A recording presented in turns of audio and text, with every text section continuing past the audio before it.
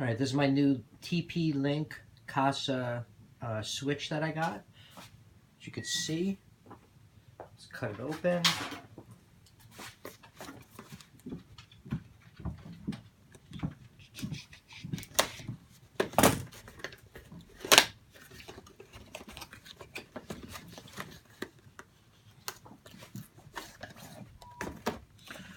So it comes with a foam insert, cover plate. Here's your reset switches and everything on the bottom, your programming switches down there. So that's pretty much what it looks like. Here's your wires on the back. You got your ground, your neutral, and your incoming line and outgoing line. Alright, so that's what that looks like. Let's cut this open.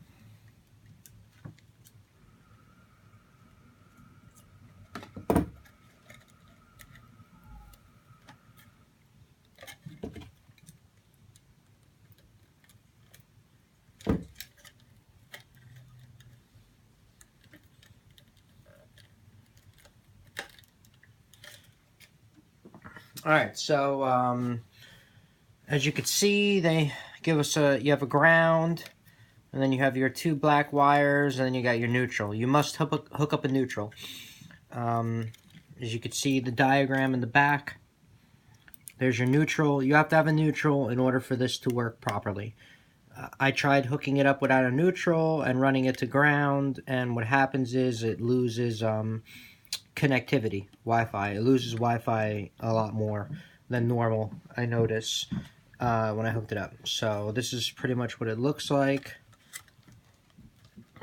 And the cover snaps right off. Just like that. That's the cover plate, that's that. So this is what it looks like. This is what the box. They give you 4 wire connectors inside the box. There we go. Let me show you where I'm going to install it. I plan to install it right here in this box. I should have a wiring video for it as well next. But yeah, here's my wires coming in, my neutral and my black, my L1, my neutral, and there's my ground.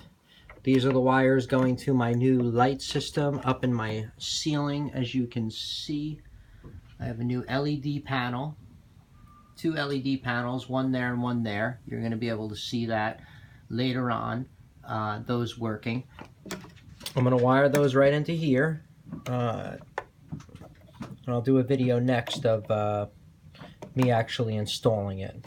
Alright, that's pretty much my new TP-Link I'll be installing later on tonight.